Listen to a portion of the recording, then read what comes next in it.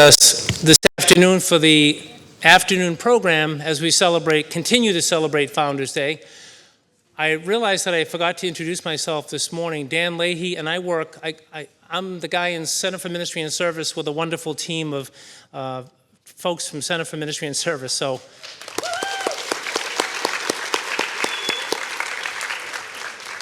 it's great to be with you again this afternoon. Heard wonderful things about the placements, the work on campus and off campus this afternoon. And as we said this morning, the original sisters and our sisters who you're going to meet soon would have said today, in the midst of all the rain and all the changes, have fun, be safe, just do the best you can. So that's what you all did. So thank you very much for that. We are in for a treat this afternoon. We have a conversation about life and faith and the future, which in our rehearsal I found quite inspiring and relevant these days. So our Regis students will be conversating with the sisters, and I really want to turn it over to them. So I will introduce to you Chrisania, and then you'll take it away, the introductions, and then we'll just get going. So Chrisania Tavares. Hi everyone, my name is Chrisania. I am a senior nursing student here from Everett, Massachusetts. My name is Maddie. My major is exercise science. I'm from Ludlow, Massachusetts, and I'm also a senior. My name is Eunice. I'm from Springfield, Massachusetts. I'm part of the men's volleyball team here, and I'm a nursing major.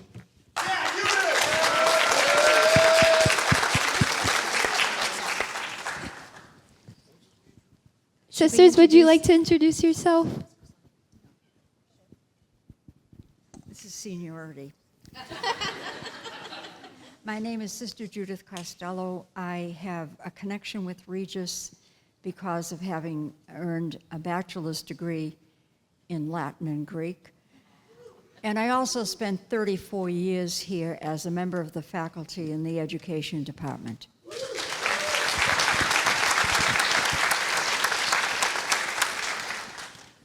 Good afternoon, everyone.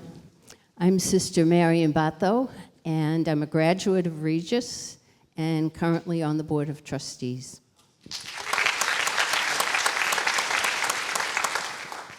I'm Sister Rosemary Brennan. I also am a graduate of Regis, and likewise currently have the delight and pleasure of serving as a trustee on the board. So happy to be here with you. So, sisters, I have a few questions about you, but they're really, or for you, but they're really about you. So the first one I have is, when you were a teenager, did you ever think that you would become a religious sister? Well, yes, but not when I was a teenager. So I have a little story that I'd like to share with you.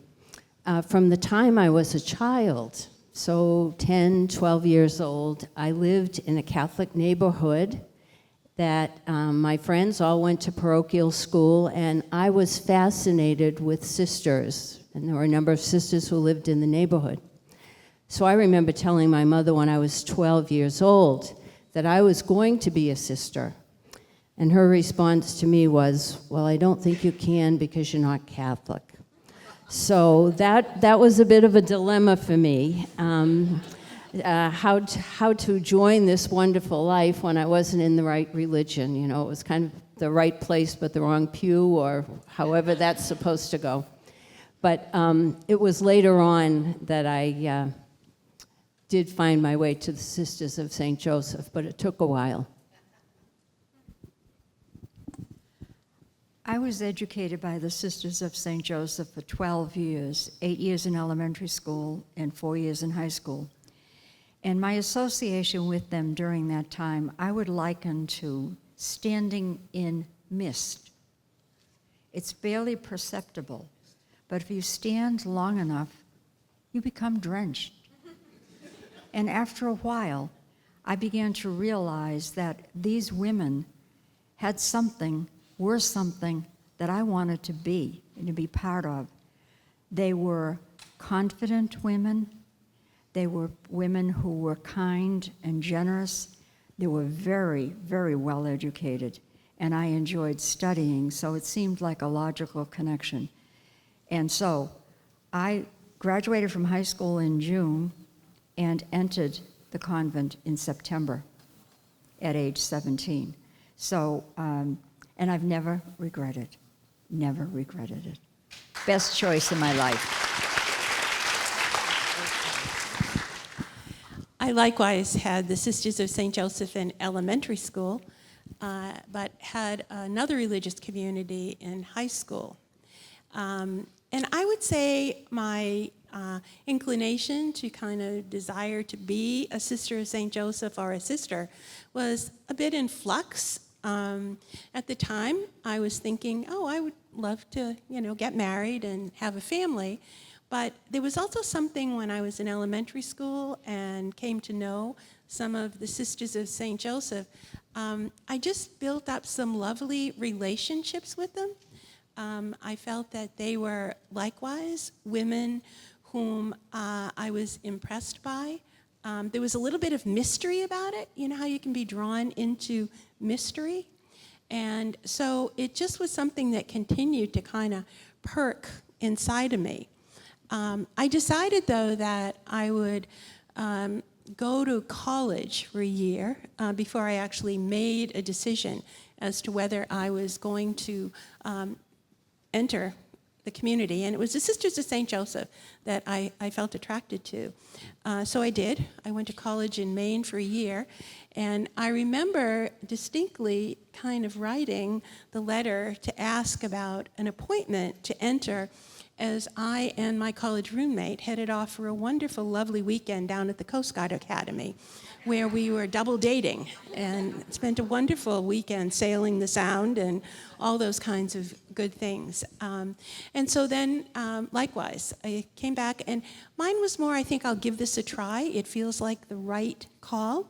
But, there's also a part of me that says I might eventually be called to be married.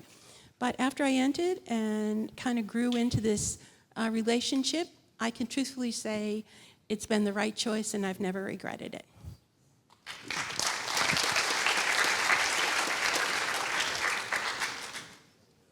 Could I just add how I met the Sisters of St. Joseph? I left that part out. First of all, I had never heard of Regis College when I was in high school.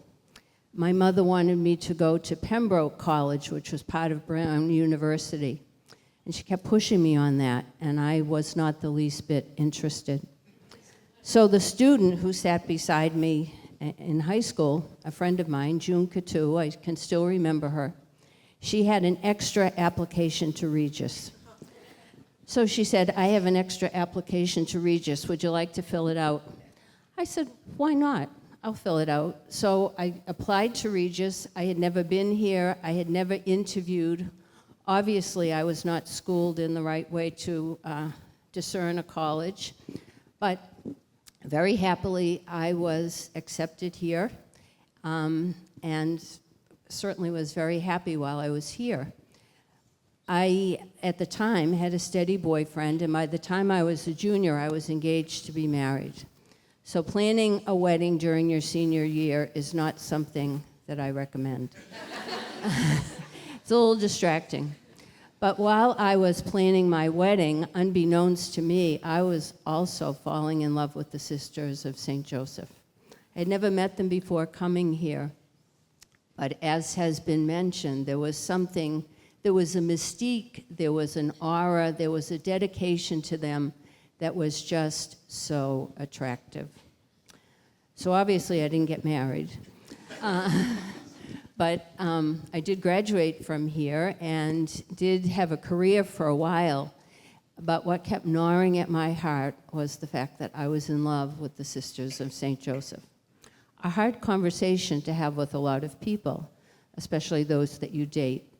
It's not easy, but it was something that just continued to tug at my heart until I entered in 1976.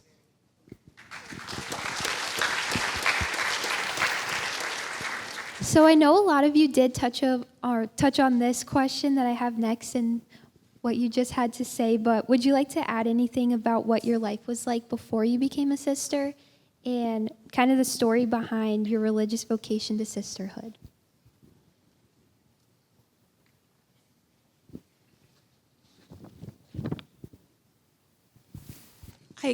I would have to say, for myself, I grew up in a neighborhood that was, at the time, a mixed religious neighborhood.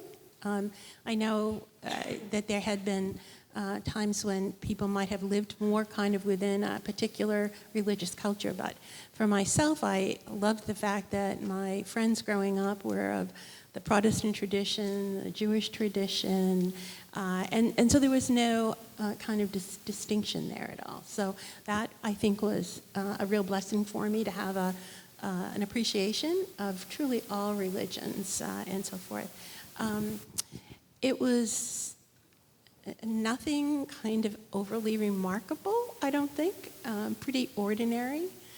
It was at a time when I would have to say the culture was a little different in that, like when you were thinking about what you were going to do with your life, there were probably many more limited options with regard to women. You didn't have as much choice as to what you wanted to do. It was, not necessarily perceived that you were even going to college. So I likewise ended up being a first-generation college person, given that my parents had never gone to college, and that was something they wanted to see for me. So I always appreciated that. I will have to say that I valued the fact that in my family, I grew up with some wonderful role models as far as aunts and uncles and so forth, as well as parents who were concerned about being who you needed to be. I didn't feel like there were a lot of limitations put on me, so I appreciated that. I think my experience through high school in particular was typical of the age in which I grew up. I lived in an area that was largely predominantly Catholic. If you come from Dorchester, you always identify yourself by parish. And so I was from St. Anne's Parish, and everybody on the street belonged to the parish. The people with whom, the women with whom I went to high school, as well as some of the boys in the neighborhood, traveled as a pack. I think, we were a formidable group. If you met us at night, 10 or 12 couples roaming the streets, we'd go to a play or a dance or a basketball game, and then everybody would walk everybody home until the last two guys got to walk themselves home. It was a kind of community feeling that I experienced being with my peers.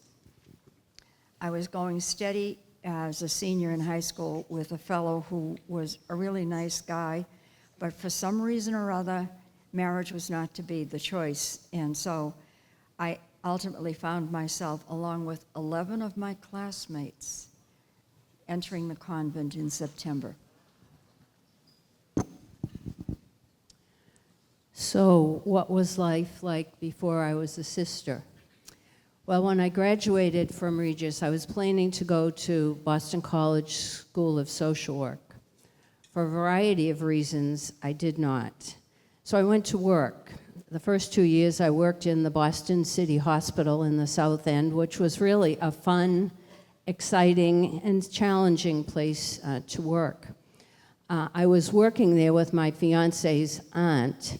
So when that wedding got called off, I knew I had to change jobs, that I needed to move on. So I was very lucky. I had taken the civil service exam, so I went to work for Savings Bank Life Insurance. And believe it or not, I fell in love with life insurance. And whenever I tell that story, people look at me a little strangely, like, how could that be? But I really enjoyed working in that environment. So I worked for Savings Bank Life Insurance for 5 years. And from that, I began to study financial planning, investments, anything related to money, I kind of really liked. So at the same time, I had kept in touch with some of the sisters up here at Regis, and I would get together with them periodically. I would go out for dinner, or I would go to the movies or something. So as I'm falling in love with money, once again, I'm falling in love with the Sisters of St. Joseph. So you can see I have a little two things going on always at the same time. So which one was going to win? So it was really at one point, as you know, I was kind of choosing. I was in a master's program for management, and it was like, well, I would have a career path at Savings Bank Life Insurance. I could make lots of money. I could, be comfortable, and there was again something telling me that if I don't do this now, I will not do it, and I will regret it for the rest of my life. So I did, and I'm very happy to say it was a great choice.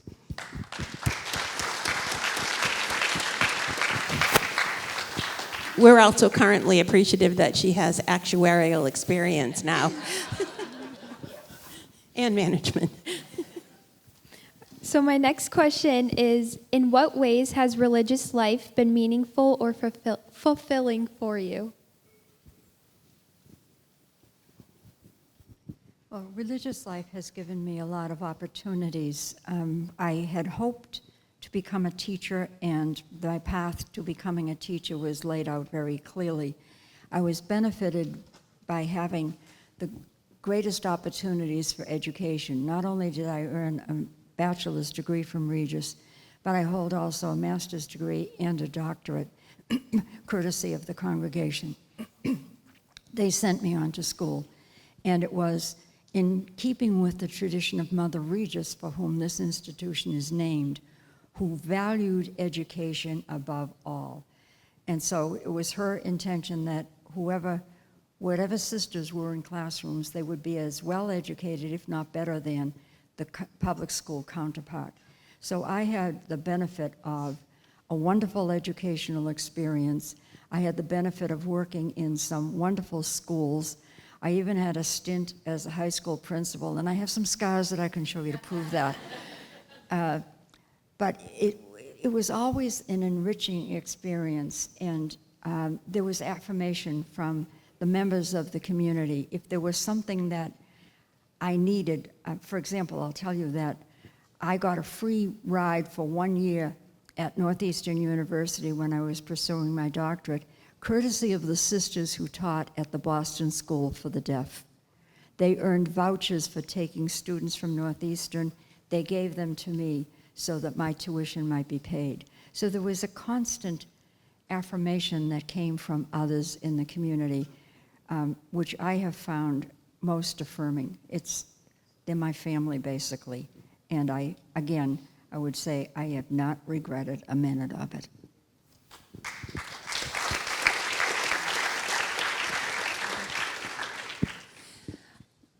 I would likewise agree. I think one of the things that I most valued and appreciated on entering, that I had wonderful women witnesses and mentors.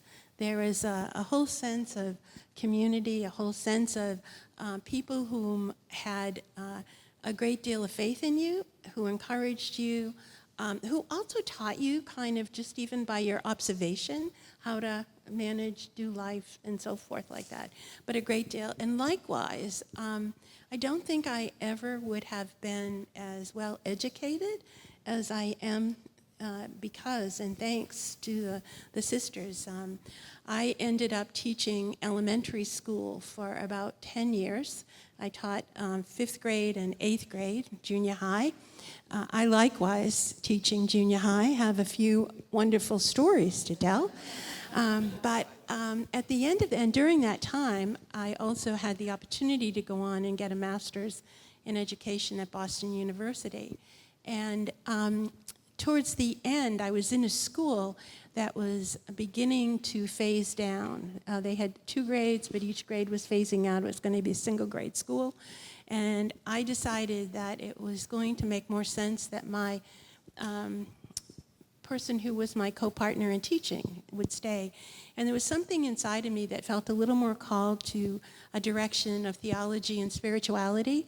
And I was at a moment where I was being invited to consider being a principal. And it was helpful, to get a little discernment and good wisdom from some of the sisters that I knew.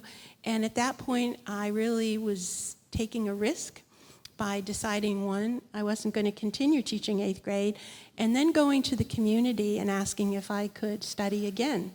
And I got permission to study, and I was able to study for 3 years for my Master's of Divinity with great support. And then went on to be at our retreat center and have been involved in the ministry of spiritual direction and so forth overall, but always feeling that I was being encouraged and supported to do that. And asked good questions, too. It wasn't, we bless on everything. And there were good questions asked there to make sure the decisions that I were asking for was the right one.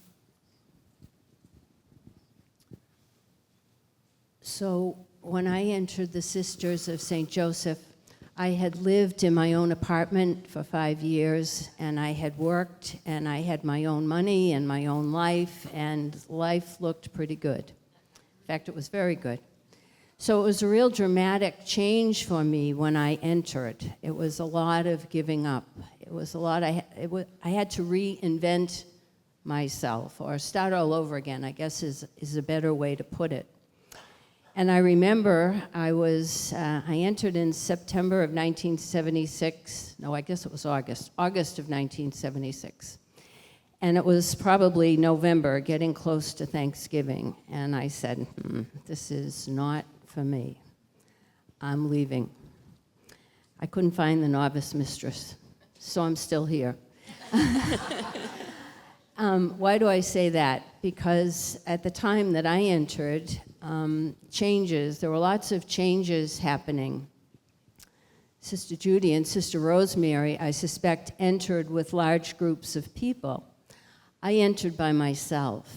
So I was entering when a lot of people were changing their vocation. So it was a little different to be caught in the traffic, and that would be the image that I would share with you. It was a little chaotic for me initially. So it took me a while to get adjusted. And then, I should tell you this story too. Just before I entered, where I worked, they had a big party for me. In fact, they had several big parties for me. It was almost overwhelming. And just when we got to the end of the evening, somebody said, "Tell us, what did we do that would make you enter the convent?" And I said, "Nothing, really. It's just that my heart is somewhere else. It's no longer here." So fast forward, I entered, and it really did take me a while to get adjusted. And as I was telling my mother that once, she said, "Well, yes, I would expect that you would find difficulty getting adjusted, but stick with it. Stick with it. Just remember, what you're experiencing one day is only a picture. You really have to see all of the chapters before you make a decision." And that was really the best advice, because as time went on, every experience that I had was better than the one I had before.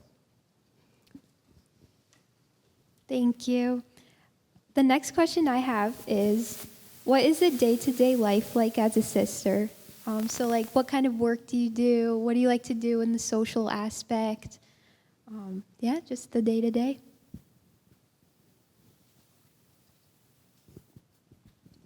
It's not boring. It's not boring. I can say to you that I've never been busier in my life since I've been a sister. There's always something to do, someplace to go, someplace to be. But it's also very enriching. I feel that I've had more opportunities than I can count. If I had remained in a career in financial services, I'm sure I would have been very happy, but I don't think I would be as fulfilled and have a sense of purpose, a sense of meaning, and the opportunities I've had to meet so many people we live in community, which means, we may live with a few people, we may live with a lot of people. But when you're with people and in relationship with people, there are always the challenges of that. I remember when I only have one sibling, and I was always sad that I only had one sibling. Now, she's wonderful, but I always was kind of looking for more. So I would say to my mother, isn't there something you can do about this? I would really like more siblings. So I feel like my prayer was answered in entering the Sisters of St. Joseph, because I now have many siblings, many acquaintances, many opportunities to be in relationship with so many wonderful people. It's not boring. It's certainly not boring, that's for sure.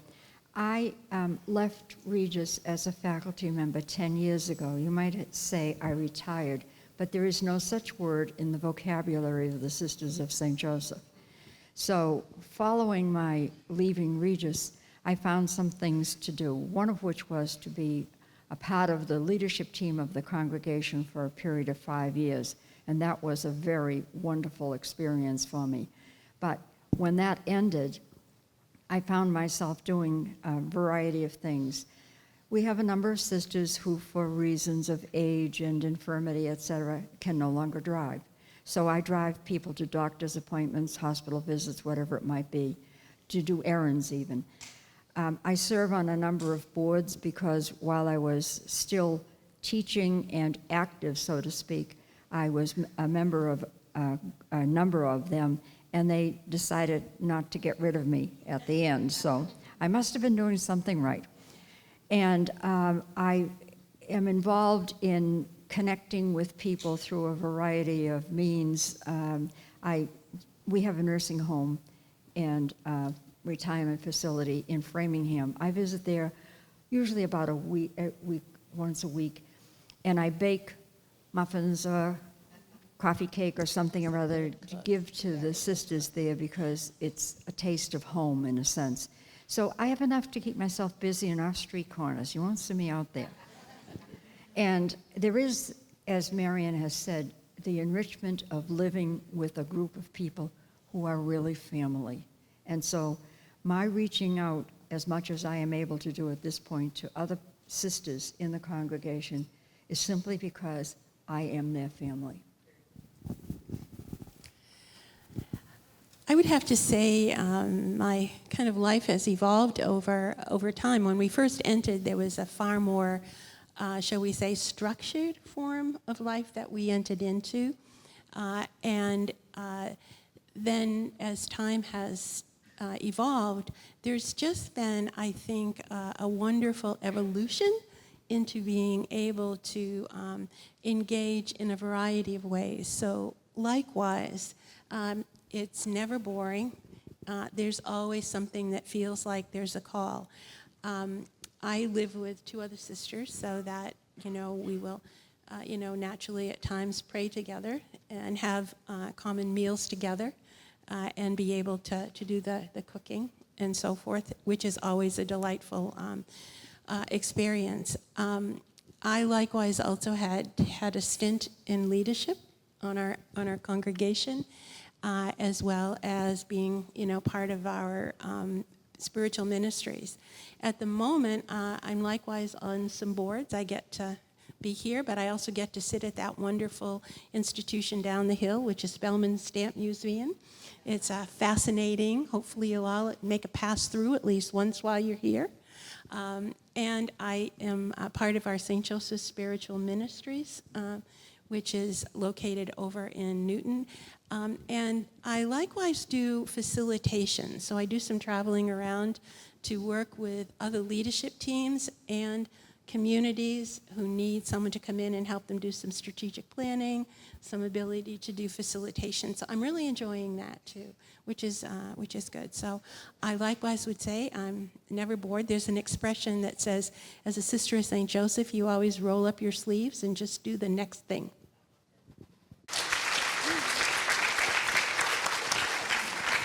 I also love the Stamp Museum, so maybe I'll see you there one day. Good. But We could use a new board member. We'll talk after you leave. Yeah.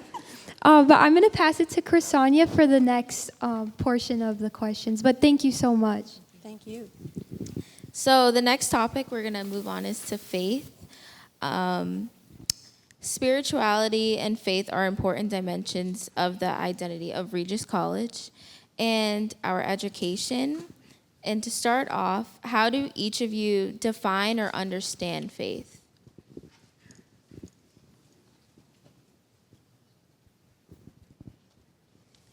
Well, I spent some time with this question over the past couple of days, and the images that kept coming to me was, first of all, one of an anchor. Kind of holds, certainly if you're familiar with an anchor, it holds a boat in place, kind of keeps it from rocking or being tossed about with the elements of the weather.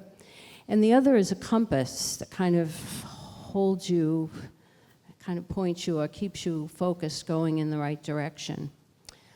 I'm also thinking of, my own Catholic faith, which certainly has deepened over the years, and the understanding that God, or the divine, the holy presence, is always with me, and is with me in a variety of ways, in the people that I meet, in the relationships that I'm involved in prayer, in the beauties of nature, and also in the challenges of the moment.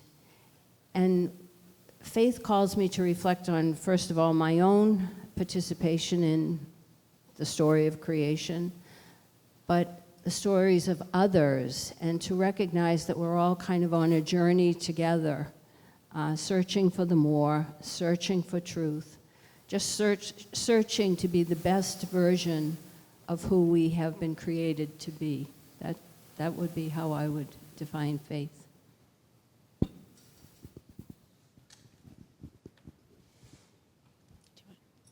I would consider faith also to be a kind of anchor. It's a certainty with which we live that tells us that there's a power far beyond what we're capable of imagining.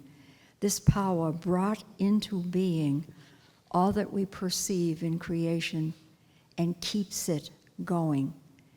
And without that faith, there's not much meaning to life. And it does not matter what you call that force that has created and sustained all that we know. We all subscribe in some manner to that power, to that dynamism, and it is that which sustains us. And without something that sustains you, life doesn't have meaning. I think the image and symbol for me is more the roots of a tree. My faith would be like an image of something that has rooted me, that has grown within me, and that has also kind of helped to hold and sustain and have a certain sense that there is a power of being, a God that's kind of beyond, that just helps with a certain sense of, I would say, also direction. I'm a firm believer of the movement of the Spirit. I really believe that if we are able to have a sense of being rooted in our faith, having the ability to recognize that there is the God without and the God that is within. So how do I really trust that God that meets me within me in order to help me to strengthen and be as purposeful and responsive to what feels like to be the calling of the moment and where the invitation is going. And it's not easy. I think you have to work at developing your faith. I don't think that all of a sudden it's this like magic moment that just comes over you. I also feel that my faith gets very much rooted in my relationships with others, in whom I also see that they too feel that their life is guided by something that is of a truth, it's of a belief and not a belief that I have to defend. It's an open-handed, I want to know about the God in you in order to meet the God in me. And so it's a sustaining piece for me, but always one that has to be reflected on and in the present moment. I think that goes well into our next question. How has being a sister of St. Joseph influenced your faith? I know you mentioned an anchor as well. Like, has the Sisters of St. Joseph kind of provided that certainty to your faith or sustained it?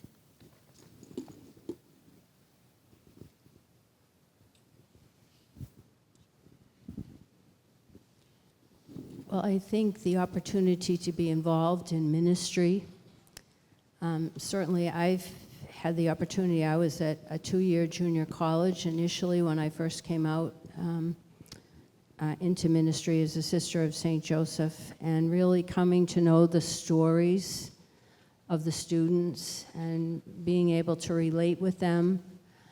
First of all, it helped me to recognize all the blessings that I had, but it also helped to the gospel stories that we read, Jesus in the New Testament, service, care, really wanting the best for other people, giving oneself away in love. I was challenged when I first began, and since then, in all of the ministries that I've been involved in, there is the challenge really to be the best version of myself, to be faithful to the charism of the Sisters of St. Joseph, to be faithful to the core values. So it's really been a blessing to be involved in ministries, and then a life in community is really, it's a mirror. It's a mirror of God, but it's also a mirror of self. Really has helped me to deepen my own understanding of my own story, but to be so appreciative of the people around me, the life that I've been given, but to recognize it doesn't belong to me, that basically I'm a steward of all that I have, and really to share lavishly with others. So I think being rooted as a sister of St. Joseph and really trying to grow in that every day and to be challenged by what it means has really helped me in terms of faith. Do you want me to go you? I would likewise say that probably as a sister of St. Joseph, I have some what I call immersion experiences that helps me to kind of feel like, oh, yes, I'm rooted in this faith, and I'm happy that I'm kind of in it with this bunch of women. And probably at times it can be in individual conversations when I'm just feeling like, oh yes, I'm able, you know what it feels like when all of a sudden you're able to talk to other people that seem to share the same values, that seem to have a certain understanding, who want to kind of forward things in the way you want to forward them, who get excited about being able to be about the mission or the ministry, or that you can come back and share that with. There are other times when I'm also grateful to sit in our chapel and be with, you know, when we have a congregation gathering and we all come together and we're all just sitting there, you know, kind of singing and being part in a relationship to each other.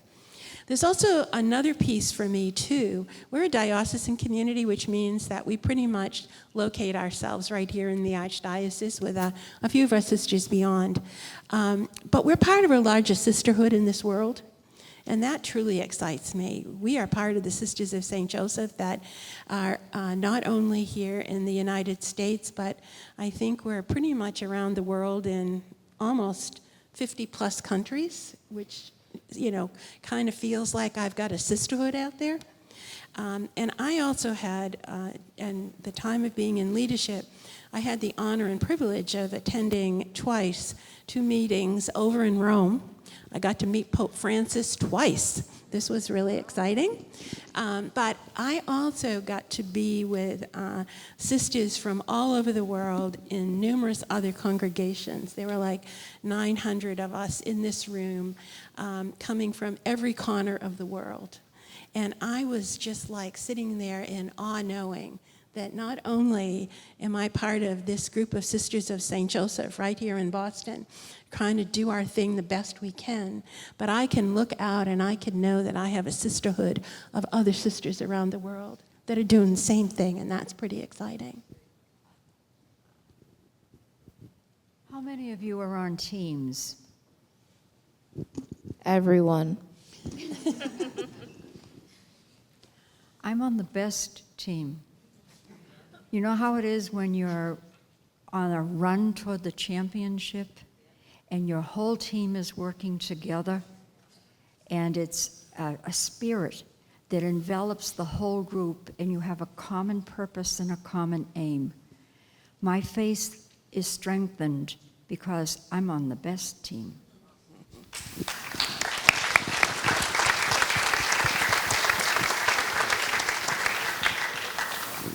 I think I couldn't have put it any better. That was amazing. Our next question is, have there been moments in your life when your faith was challenged, and how did you handle that?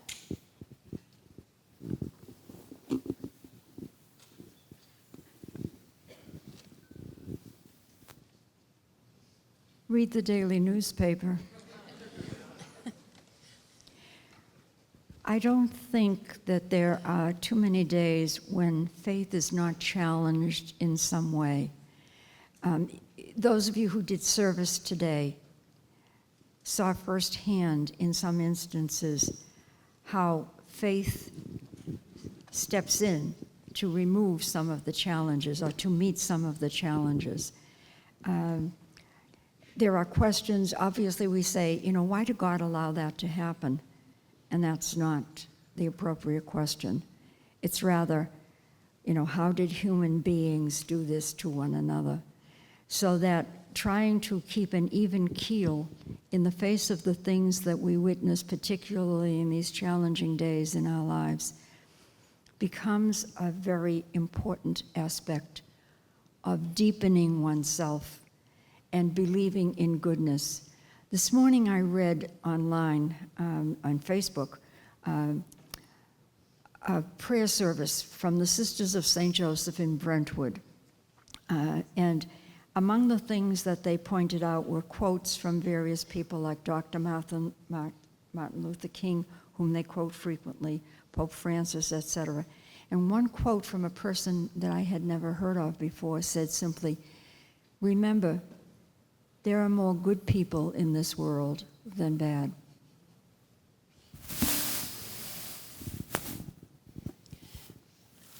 I would probably likewise say that at times my faith has been most challenged when I'm listening or hearing stories of, tragedy, or as Sister Judith said, reading the newspaper, watching the news.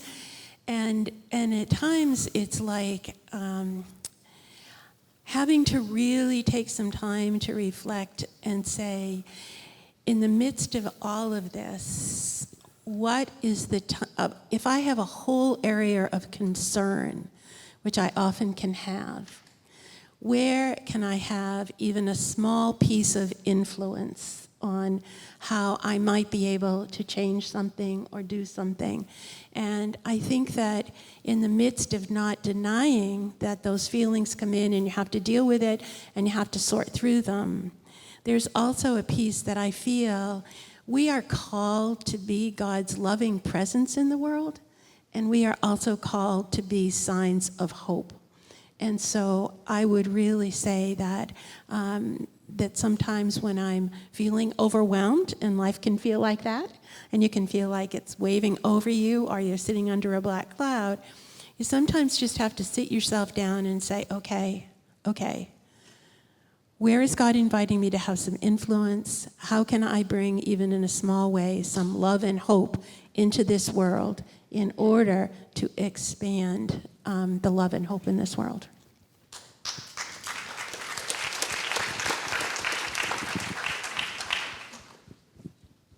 I've been trying to think about the best way to answer that question, so I'm going to ask you to repeat it.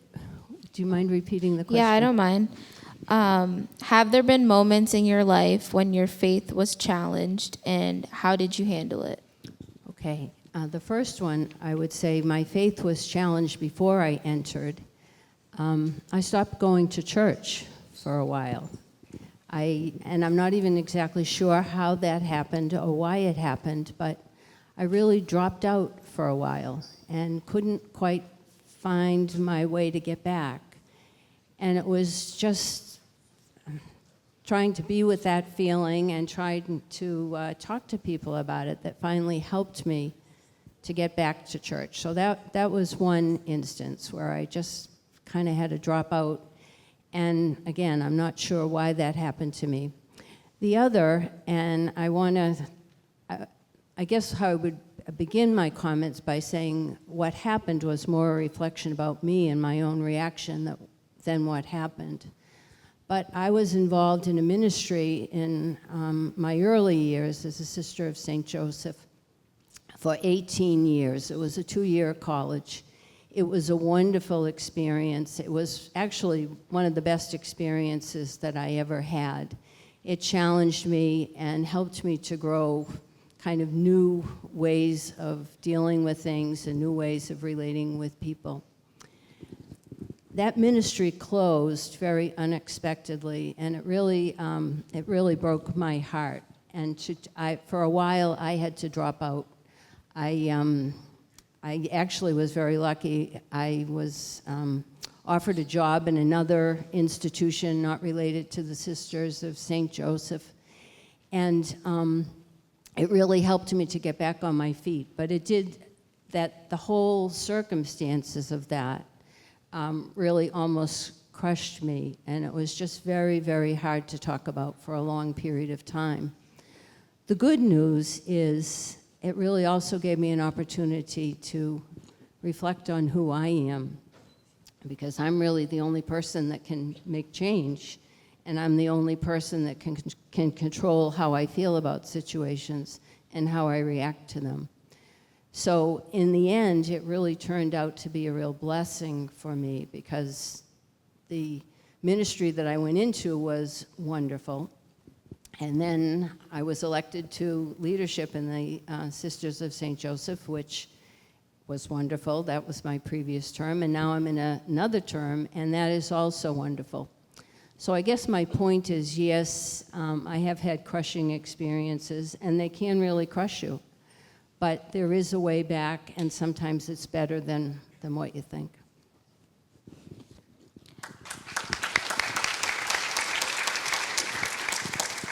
I want to thank you for your vulnerable answers and your true honesty. We're going to turn it over to Eunice now for the last questions about the future.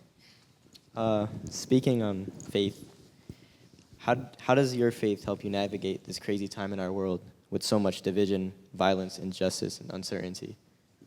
I'll go back to that quote that I read this morning, that there are more good people than there are bad. It's just that the bad actors get the press, unfortunately. But there are little beams of light that give hope.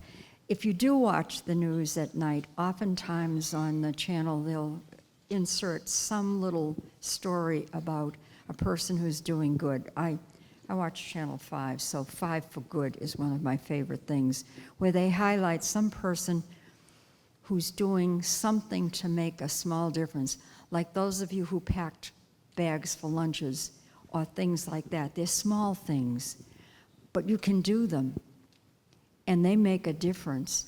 And I think that unless we keep our sanity about what truly matters, which is our relationship with other people and how we can foster those relationships, we can get eaten up by all the craziness that's going on in the world. So you need to think about, what can you do? They're small things, but you can do them.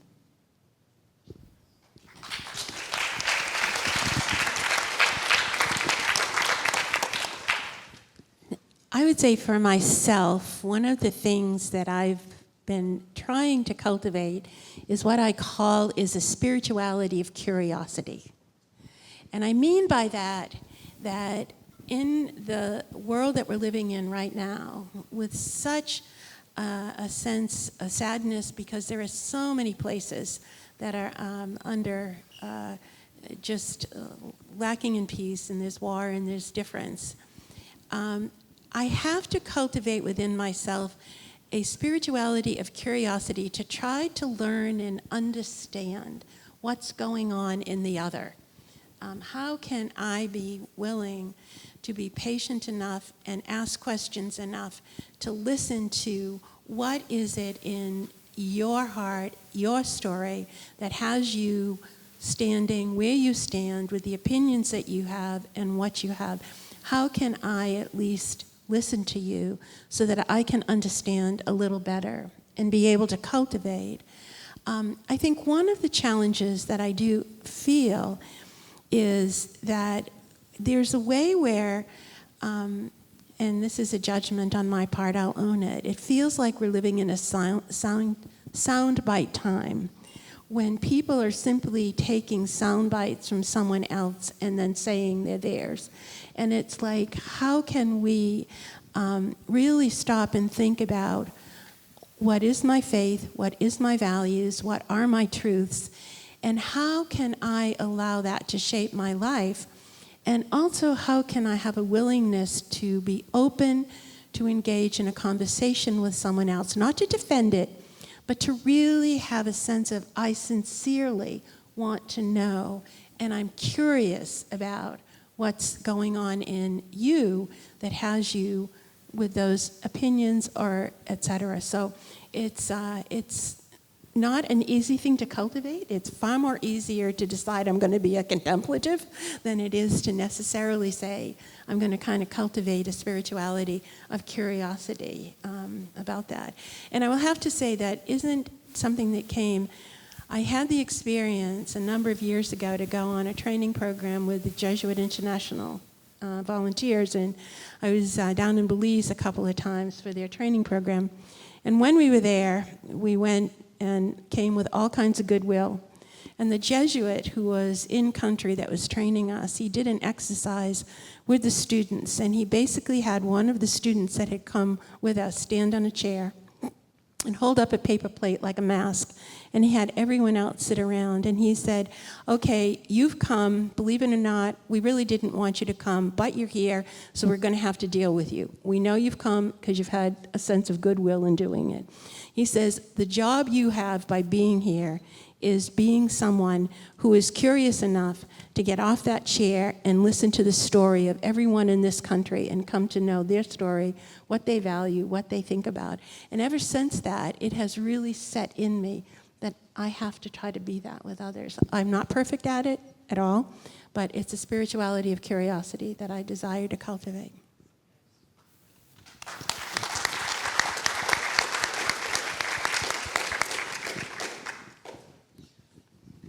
It's a challenging question.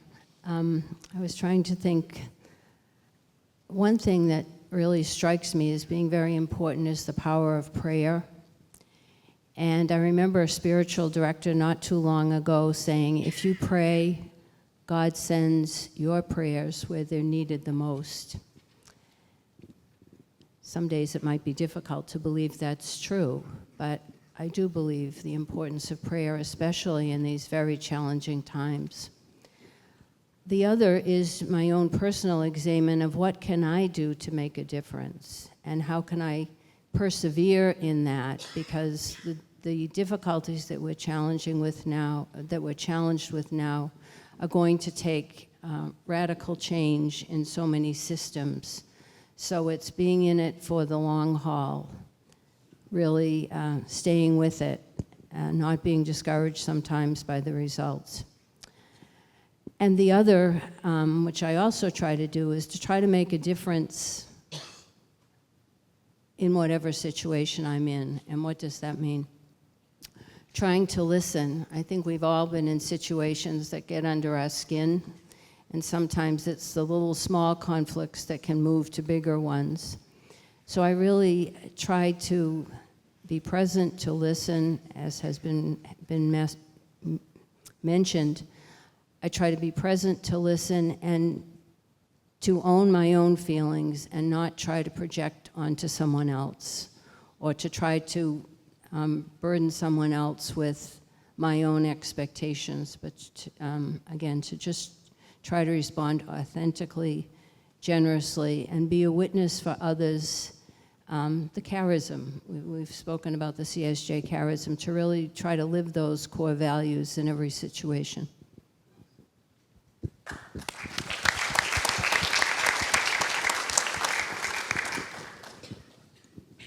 So, as we near the centennial celebration of Regis College, what does the celebration of Founders Day at Regis mean to you?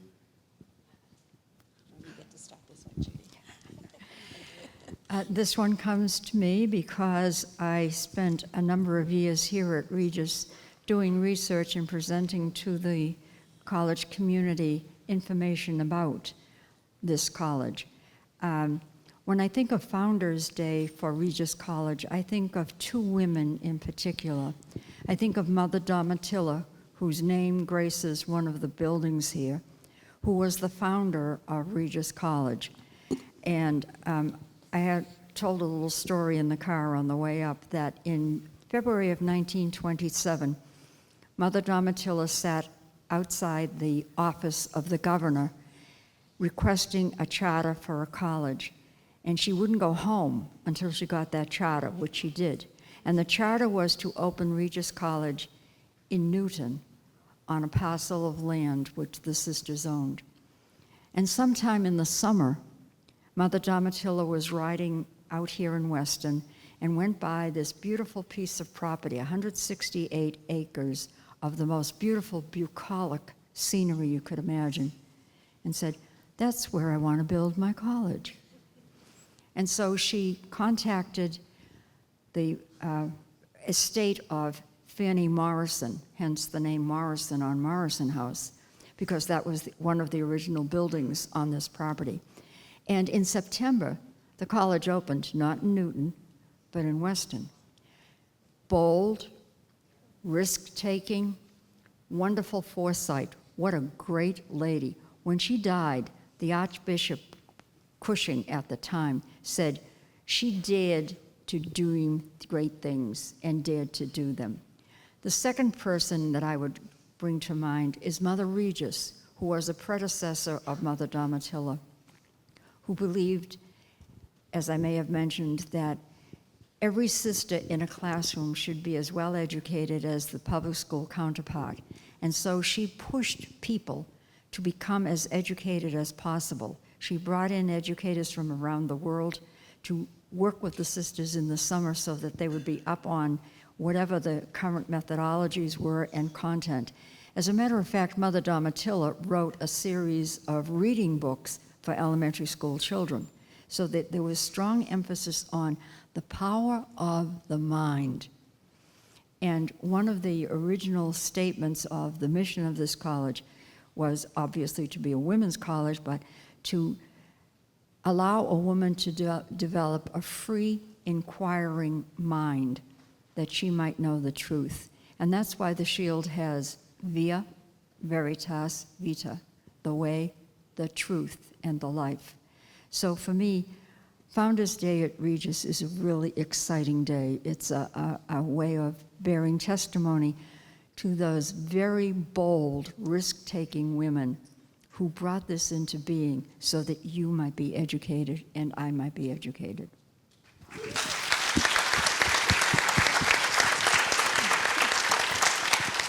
I'm just going to say amen. I'm not going to add to that one. Seriously, Amen. you know? Well, I might just add a word. In my life down in the Mother House and the Sisters of St. Joseph, I'm the liaison with the archivist. So we have many stories of, certainly of Regis, but of the other ministries of the sisters. And one of our favorite phrases there is voices of the past, choices for the future. So I would say Founders Day might be more than 1 or 2 days a year. Founders Day would be an opportunity really to continue to get to know the history of Regis, the great women of Regis. Certainly, Sister Judy has mentioned some of the great women, but along the way, there have been many. And as choices for the future of Regis and choices for your own future are coming to you, spending time with those women or the memoirs of those great women certainly can inform decisions for your future. Because as has been mentioned, they were women of vision, they were risk takers. I think it's important to say, I think this is accurate, they didn't have a lot of money to do with what they needed to do, so they were very entrepreneurial, very innovative. They could walk through situations that would possibly be intimidating for many people. So I think, and it actually goes back to the last question, you know, we are living in challenging times, but those who have gone before us certainly have wisdom to share that is still very valuable in this time and in this place.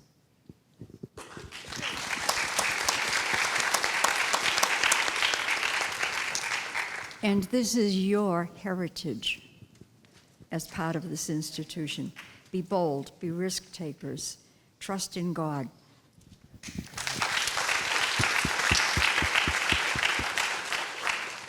Next question will be our last one for the afternoon. So, how can we live as your legacy in the world? Sorry. How can we live as your legacy in this world? By being committed to the values that you have espoused as part of this community, by looking at the small ways in which you can be true to your own conscience and moral backbone, and by doing the things that enable you to make an impact, however small. So you vote, so you take care of your neighbor where you can, so you are responsible in observing laws and regulations. You are a good person. That's your legacy. You're a good person. Yeah.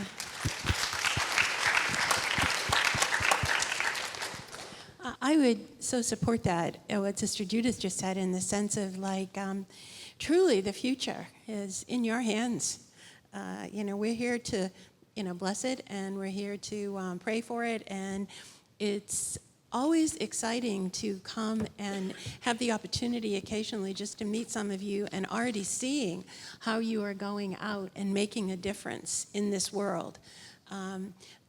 I can go to places in Boston, in particular, some of the healthcare places and education places, and we'll bump into former grads of Regis, or someone will say, oh yes, we have people from Regis. So you're already making an impact. Be unique, be yourself, don't be afraid to dare. There's an expression sometimes that's used about Sisters of St. Joseph, and actually, this was said by one of the former leaders of the Archdiocese when he was talking about some religious communities, and he was referring to the Sisters of St. Joseph, and he said, oh yes, he says, if there's a hill to climb, some of them will be going up and going over the top, but you folks tend to roll up your sleeves and dig your way through the mountain, and you're already on the other side before they even get there. So please, roll up your sleeves, get to the other side of the mountain, and do what's best.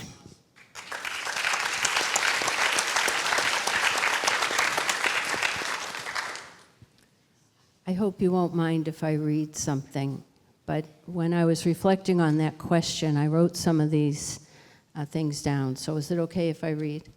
All right. So going forward, live with an attitude of gratitude. What you have learned here, what has been part of your life here, be grateful and allow it to continue as you move through your life. Pay attention to the stirrings of your heart. It's very important to pay attention to what is really moving you. Be authentic. Be the real you, because that's what attracts people, and that's what deepens a relationship. Be curious, that was mentioned previously, especially when your opinion differs from the opinion of someone else. Go a little deeper.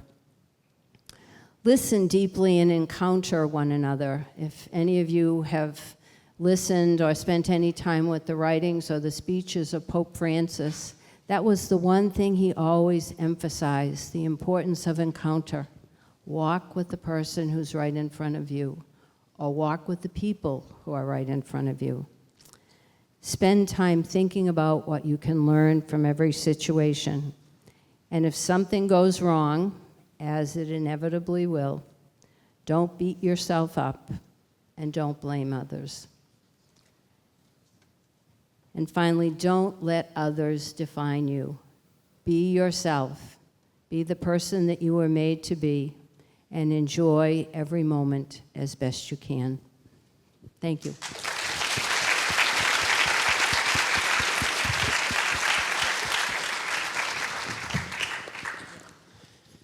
Thank you all very much. This has been a wonderful day and a wonderful afternoon and a wonderful conversation. Thank you all for being part of that and for leading that. Before we thank you, also wanted to thank so many of the folks who made today possible. It's always a risk to start naming people. However, Carolyn Jefferson from IT couldn't have done it without you. Mark Clemente with Transportation, Katya Rigo, Terry Wallace, all the site leaders and all who participated, IT, facilities, and our theater director, Kelly, as well. Special thank you to our student leaders who have made this conversation possible. We've been working on this literally for weeks and weeks, and so we've had rehearsals and Zoom calls, and they've done a great job, so thank you. And then we want to thank the sisters. Thank you for coming over today and for making Founders Day so very special for all of us. Thank you. We have a little parting gift for you. Aww.